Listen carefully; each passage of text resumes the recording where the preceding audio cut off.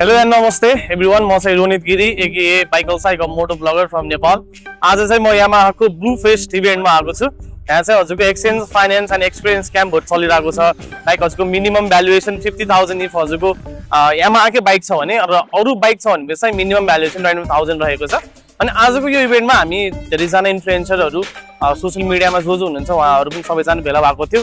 आज हामीले directly CO सरसँग बसेर मजाले कुरा गर्यो. लाइक हाम्रो प्रब्लमहरु के छ र अपकमिङ डेजमा Yamahaहरुसँग चाहिँ कसरी मिलेर हामीले भिडियो कन्टेन्टहरु कसरी अगाडि बढाउन सकिन्छ र यो बाइकर्सहरु जो हुनुहुन्छ नि उहाँहरुलाई सपोर्ट गर्दै अगाडि बढ्ने त्यस्तो डिफरेन्ट कुराहरु भयो. यहाँनिर हामीले एरोक्स देख्न सक्छौं, WR देख्न सक्छौं. WR चाहिँ हजुरको रिसेन्टली लन्च भएको बाइक भयो.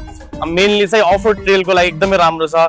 अनि Yamaha चाहिँ मेनली रिनाउन्ड भनेको हजुरको इन्जिन रिलायबिलिटी प्लस हजुरको माइलेजको किङे भन्दा पनि हुन्छ. अनि सबैजनाले जन्मिनेबित्तिकै फर्स्ट लभ भनेको नै Yamaha नै थियो होला, सायद मेरो पनि त्यही नै थियो. सो इफ हजुर वरिपरि काठमाडौँ भ्यालीतिर ललितपुरतिर हुनुहुन्छ भने चाहिँ एक्चुअली भिजिट गरिदिनु होला Yamaha ब्लू फेस्ट.